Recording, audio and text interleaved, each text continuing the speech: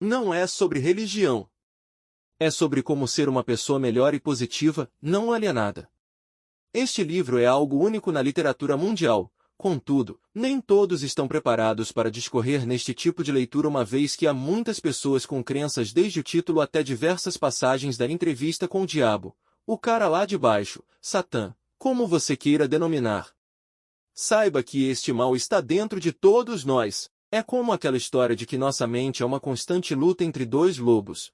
Um é mal, raiva, mentira, inveja, ganância, medo, arrogância, desespero, autopiedade, mentira, sentimento de inferioridade, culpa, orgulho e ego, enquanto o outro é bom, alegria, coragem, paz, autodeterminação, serenidade, humildade, bondade, empatia, verdade, compaixão e fé. Qual dos dois vence? Aquele que você alimenta.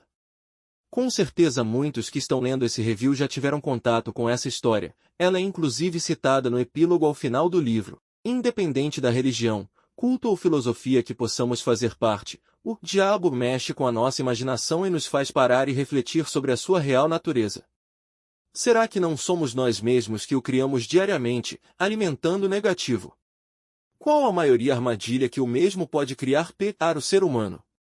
Plantar na nossa mente a incerteza de sua existência.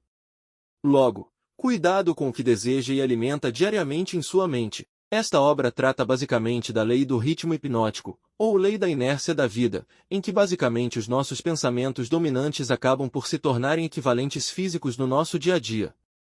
Portanto, pelo exposto dá para perceber que resultados positivos só advêm de pensamentos equivalentes. O medo é uma ferramenta do diabo idealizada, portanto, pelo homem. A fé inabalável é a arma que o derrota e que constrói uma vida de sucesso. Para isso, acreditar que fracassos e derrotas são experiências meramente temporárias é muito importante. A maior parte dos fracassos reais se deve a limitações que as pessoas impõem a si mesmas em suas próprias mentes. Além disso, o fracasso pode ser encarado como uma bênção disfarçada. Há uma solução para cada problema, não importa o quão difícil pareça ser. Logo, para cada derrota temporária e para cada fracasso e cada forma de adversidade existe a semente de um benefício equivalente, mesmo que seja difícil de encontrá-la, enxerga-la, mas é o caminho para a evolução.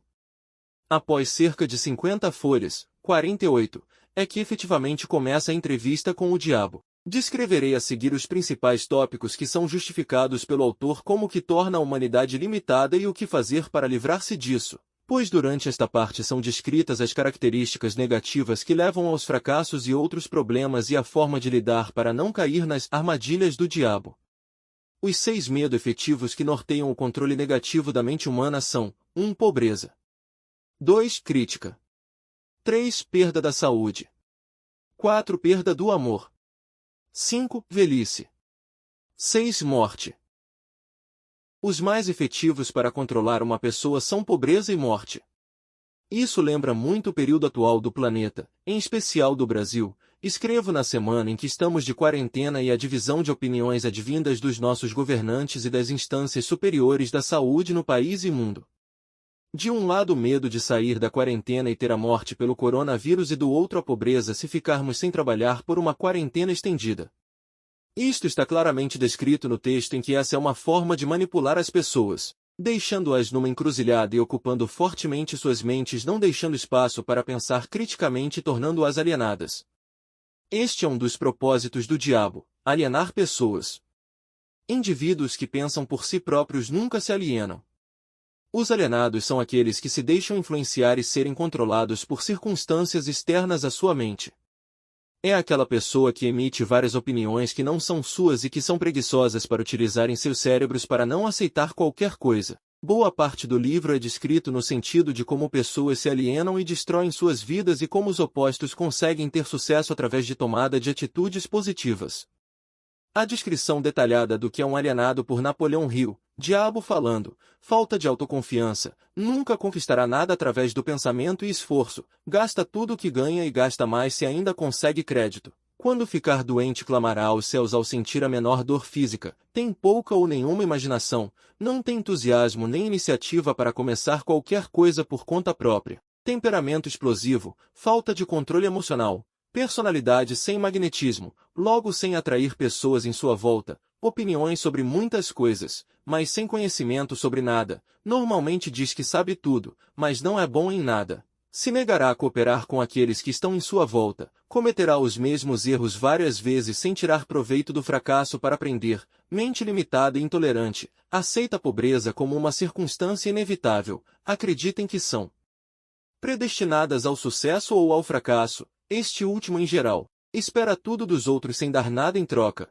via de mão única ou relação do ganha-perde, começa várias coisas mas sem acabar, não finaliza nada, condena qualquer governo sem citar como melhorar, não toma decisões sobre nada e evita ao máximo decidir algo, come muito e exercita pouco, bebe álcool em demasia, especialmente se alguém pagar para ele, aposta muito, critica os outros que são bem-sucedidos, são vítimas fáceis da influência da bajulação.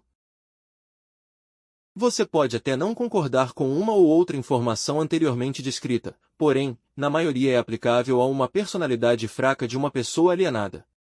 São pessoas que optam por mentir antes de admitir ignorância em um assunto e que podem trabalhar duro para outros e criticará estas pessoas pelas costas e elogiará pela frente. Em suma, pessoas falsas e sem caráter positivo.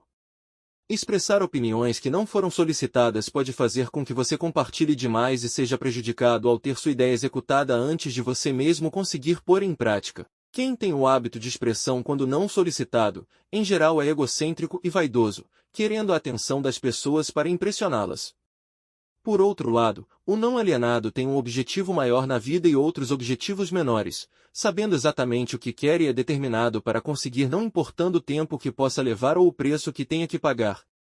A pessoa não alienada reconhece que seu cérebro é quem pode ser sintonizado para receber informações e convertê-las em ações que possam ajudá-la a transformar seus desejos em equivalentes físicos. Sabem ainda reconhecer que o tempo é um grande ativo e que, se organizado, possibilita a produção dos desejos.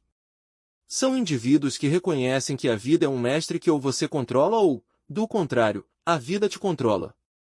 Não devemos aceitar da vida aquilo que não queremos, por isso os pensamentos dominantes atraem através da lei definitiva da natureza. O autor ressalta que o tempo é inimigo da imortalidade e da injustiça, sendo amigo da justiça e da moralidade. Com a definição de um propósito, pessoas que não se alienam e fazem oração, têm fé inabalável para alcançar seus objetivos. Pessoas desse tipo não aceitam predestinação e acreditam que o ser humano tem uma ampla gama de escolhas. Hábitos que levam ao sucesso. Para não ser aliado e tomar conta da própria vida, Napoleão Hill ensina 7 princípios. 1. Tenha um propósito claro, defina sua missão de vida. Tenha um motivo maior para te fazer pular da cama cedo todos os dias. 2.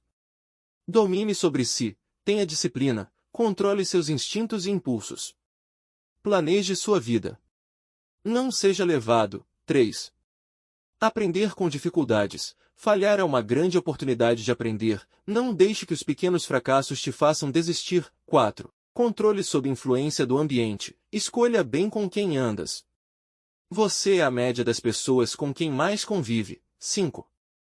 Tempo. Desenvolva hábitos. Tenha consistência em suas ações. Mantenha o ritmo. Persista. 6. Harmonia. Busque o equilíbrio entre físico, mental e espiritual. 7. Precaução. Pense antes de agir.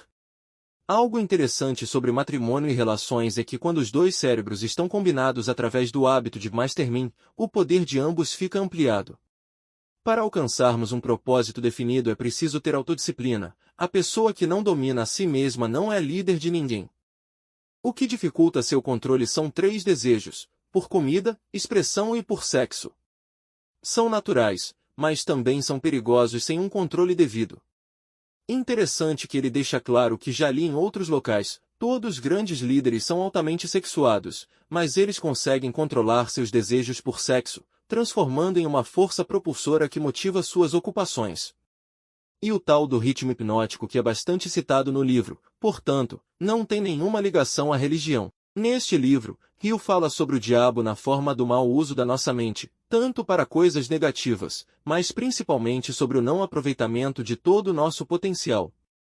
O livro mostra uma pessoa alienada, que vive nesse ritmo hipnótico da vida, sem assumir o comando da sua mente e mostra como isso acontece com a maioria das pessoas. Mas então, Como sair desse ritmo hipnótico? Como se livrar dessa cadeia de pensamentos ruins? A maior força de qualquer ser humano, segundo o autor, é a própria pessoa. E conforme citei nesta revisão, são várias as características do alienado e não alienado. Procurando não ser alienado, com certeza conseguimos estar no comando de nossas vidas, mesmo que todos tenhamos dias ruins e bons. A disciplina e hábito nos ajuda na conquista de nossos desejos, objetivos e metas. E como enfrentar as adversidades? As adversidades livram as pessoas da vaidade e do egocentrismo, desencorajando o egoísmo, provando que ninguém é bem-sucedido sem a cooperação de outros. A adversidade força a pessoa a testas a sua forca mental, física e espiritual, portanto, faz com que o indivíduo enfrente face a face suas fraquezas e dá a ele a oportunidade de transpô-las. As adversidades quebram velhos hábitos de pensamento e dão a oportunidade de formatar novos hábitos. Logo, as adversidades podem quebrar o ritmo hipnótico e mudar seu funcionamento de negativo para positivo.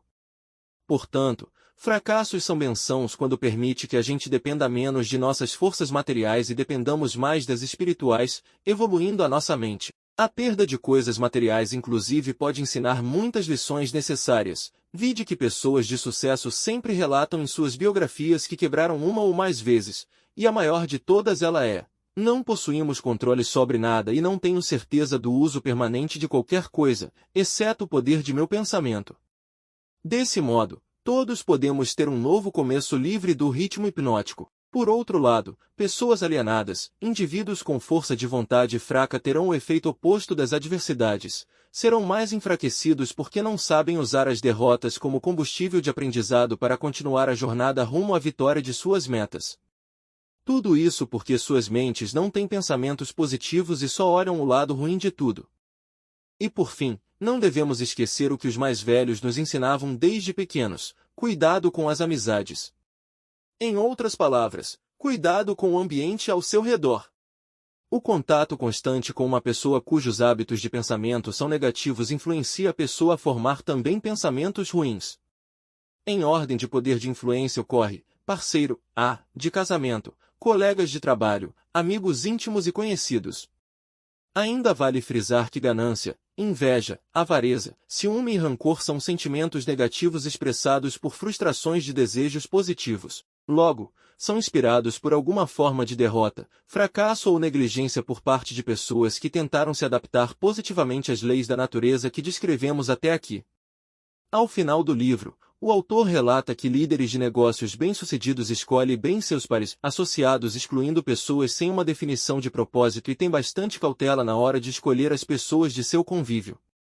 Por isso que escutamos e lemos por aí, somos o resultado da média das 5 pessoas com quem mais convivemos. Acrescento que com o mundo digital, podemos acompanhar pessoas através de suas redes e podemos excluir pessoas que nos prejudicam no dia a dia dentro da possibilidade. Se for um familiar na mesma casa, é preciso aprender a conversar para não deixar que crie situação de um ambiente desfavorável para você.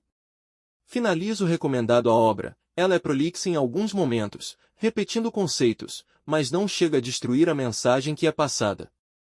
Porém, é uma leitura que cansa em certos momentos. Logo, não recomendo ser daqueles livros que a gente lê por horas sem parar. Pausas são recomendadas nesta obra, até para assimilar os conceitos que não são algo de outro mundo, mas na forma de pergunta e respostas, torna distinta a apresentação. Caso você ainda não tenha lido, eu aconselho a colocar essa formosura nas suas próximas leituras. Espero que isso ajude. Se você tiver alguma dúvida ou se precisar de mais detalhes, sinta-se à vontade para perguntar. Sim, vale a pena ler o livro. Clique no link abaixo e peça já o seu.